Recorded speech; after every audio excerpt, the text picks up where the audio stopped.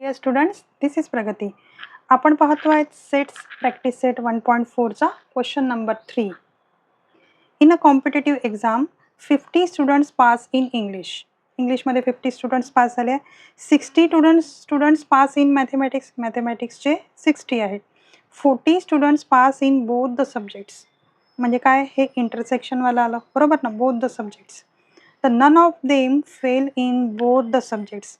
म्हणजे काय की कोणीच फेल झालेलं नाही आहे बरोबर. Find the number of the students who pass at least in one of the subjects.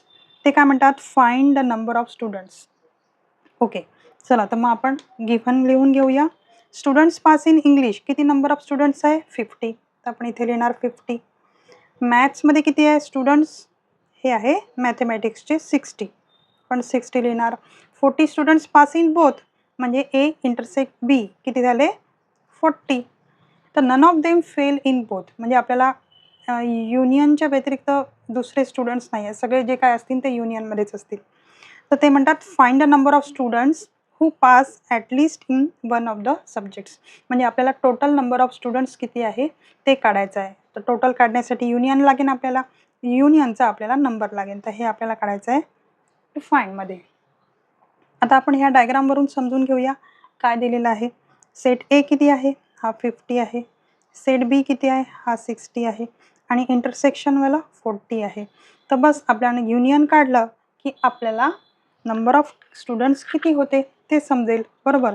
तर आपण ह्या फॉर्म्युल्यानुसार आपल्याला काय काय गिव्हन आहे आणि काय काय काढायचं आहे. तर आपल्याला काय काढायचं आहे, हे युनियन काढायचं आहे, हे आपल्याला काढायचं आहे. म्हणजे आपल्याला इंटरसेक्शनचा जो नंबर आहे तो इकडे मायनसमध्ये येईल बरोबर ना. चला तर मग फॉर्म्युला लिहून घेऊया आपण.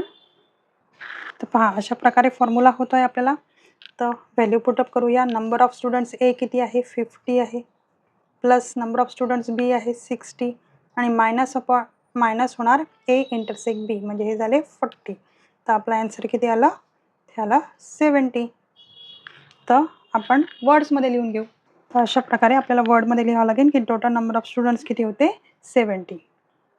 Students, if you understand well, then please type yes in the comment. Thank you for watching.